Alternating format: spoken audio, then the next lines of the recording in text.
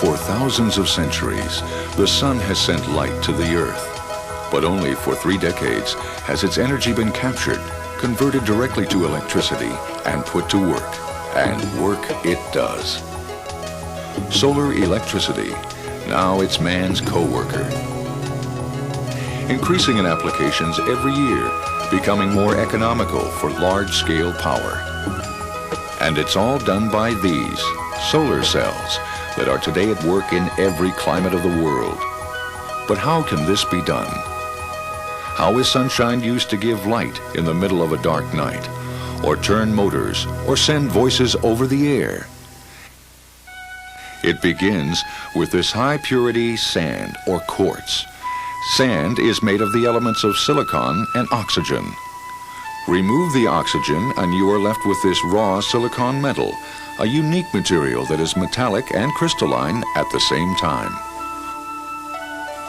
Raw silicon like this is purified and reformed into these thin wafers. When sunlight shines on silicon wafers that have been specially treated, the energy of the light is transferred to electrons in the silicon. This is the photovoltaic effect. The direct current that is generated can be used immediately, for example, to run motors and pumps. Or it can be stored in batteries for use at night or during stormy weather. Solar electric generators have no moving parts, and there's no worry about a fuel price hike, because the fuel itself, sunlight, is delivered for free. Electricity can be invaluable anywhere, but especially in areas far removed from conventional power sources. Villagers or farmers in remote or underdeveloped regions may depend on diesel engines to drive water pumps, but fuel is expensive and difficult to obtain, and engines do break down, requiring costly maintenance. Often, the only reliable method of transporting water is by hand or by animals. Solar electric-powered pumps are one answer. For example, here in the dry northeastern province of Garissa in Kenya. When we come to our water problem, people think the solar system or solar pumps might be something for the future. I totally disagree with it. It's actually something for yesterday, because we don't require any maintenance. From when we bought this pump, we are pumping every day. The people who are manning these pumps have never been to anybody's school at all. They were all looking after camels and goats. And we haven't had any major problem whereby we need a technician or anybody with any knowledge of maintaining it. So we have done away with maintenance. We get an average of 3,000 gallons from both units per hour between 9 o'clock in the morning and 5 o'clock in the evening. And we are now watering 12 acres of coffee trees and bananas. We're completely satisfied with it. And the coffee is doing well. The bananas are doing extremely well. You can see yourself. With the amount of fuel diesel that I would require, let's say, for 9 months, just diesel, to pump the same amount of water, I would buy 1 pump. I'm trying to get another pump now to put on what we call the short-term crops, like maize, millet, vegetables. And I think within 2 or 3 months, the other side of the farm that you have seen being plowed will be having those. This should be known as the answer to people like us who are in this part of the world. You see, we've been getting a lot of aid from Europe. And I hope somebody somewhere will now give these pumps to us on aid instead of giving us diesel engines, trucks, electric motors, because we don't need them. They should bring these solar pumps. With this water running to the Indian Ocean being tapped by these pumps, we won't have to come to you again for aid next year for food. You see, we would be growing our own food. We've just seen the use of a floating motor and pump. Another type, a submersible pump and motor, is installed here in Roatan, near Honduras, to supply water for an entire village. Submersible pump means that the pump and the motor are placed permanently down in the well below the water level. There are no batteries used here either. When the sun shines, the water flows. And this system uses another solar-powered submersible pump to provide fresh water for the cattle of these Maasai in Kenya. Around the world, electricity from the sun is being used to operate water pumps for irrigation, livestock, and for village drinking water. Another essential need in developing areas is refrigeration for vaccines and perishable goods. A solar electric-powered medical refrigerator and lighting package, like the one in this remote village in Kenya, help meet basic needs without failure or continual cost. The ability to reliably communicate via radio or telephone is yet another problem for developing areas. In the mountainous countryside of Papua New Guinea, this village is just one of many linked by radio telephone, totally powered by solar electricity. A few solar modules and a small battery bank are all that's needed to make essential and reliable communication available every day. And to link major communication centers, the Post and Telegraph of Papua New Guinea chose Siemens Solar modules as the exclusive power for a 300-mile-long microwave chain involving 11 large repeaters. The sheer remoteness of the sites makes reliability the single most important factor. Reliability and ruggedness were key reasons for the largest county in California to choose a Siemens solar power system to replace a diesel generator at this important telecommunications repeater site. Onyx Peak is the single most important telecommunications link for all of San Bernardino County. It's strategically located at 9,200 feet above sea level, and it ties the entire eastern desert all the way to the downtown San Bernardino major facilities. And because of that, it's critical. The loads are critical that they operate full-time. There cannot be a power failure. This was state-of-the-art. They wanted to go something more than just replacing diesel generators with diesel generators. And our objective in designing this system was to provide them with a reliable power system. That was the number one criteria. The area right now has no snow, but the snow can stand easily 5 feet in this area. It's very difficult to access, sometimes only by helicopter. So reliability was the number one factor in this system's design. This is the building where the previous generators were housed in. They were 7.5 kW, which was very much over capacity for the load that existed here.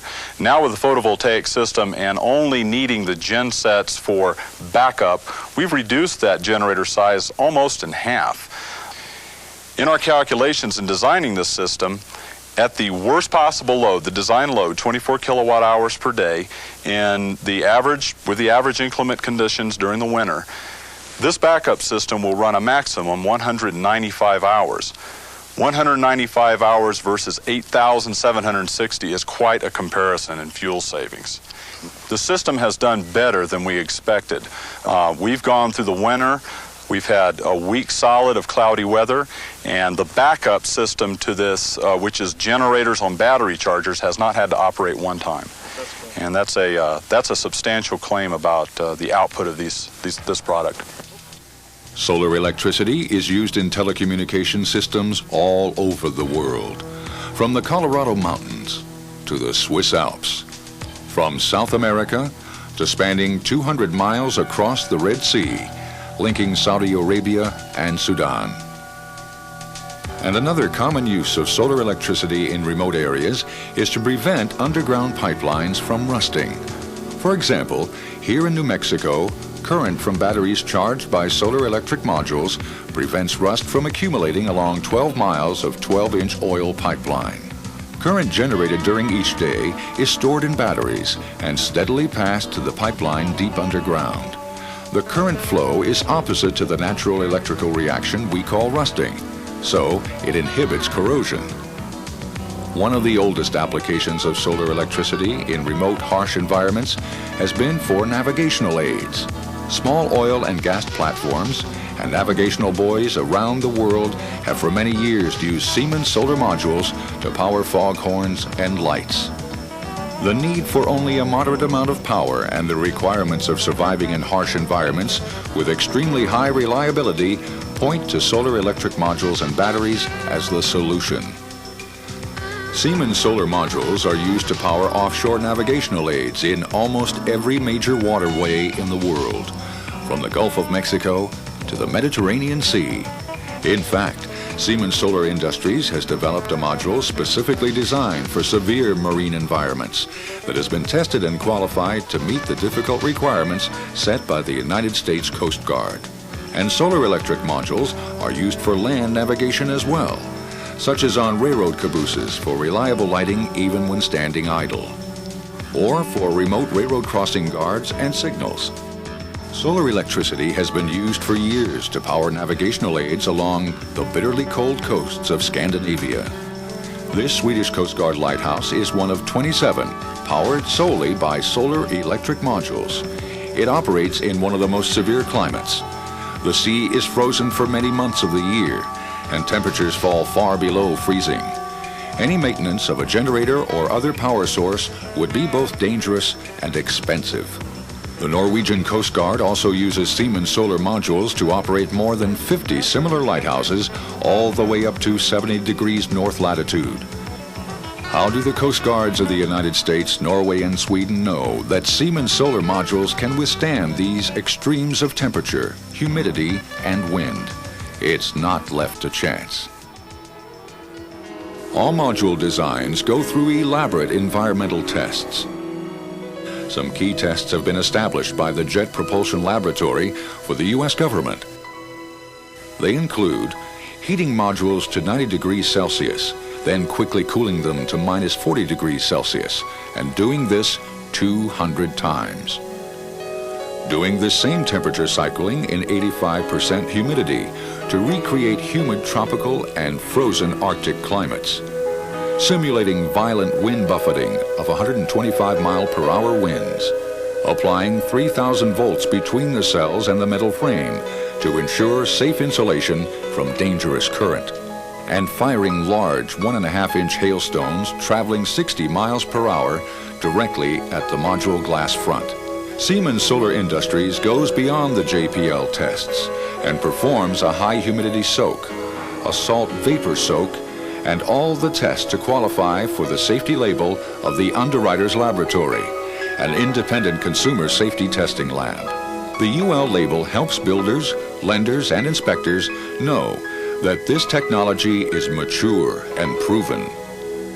These assurances of safety and constant factory testing of module output and strength assure both industrial clients and consumers that Siemens Solar modules are safe and tough.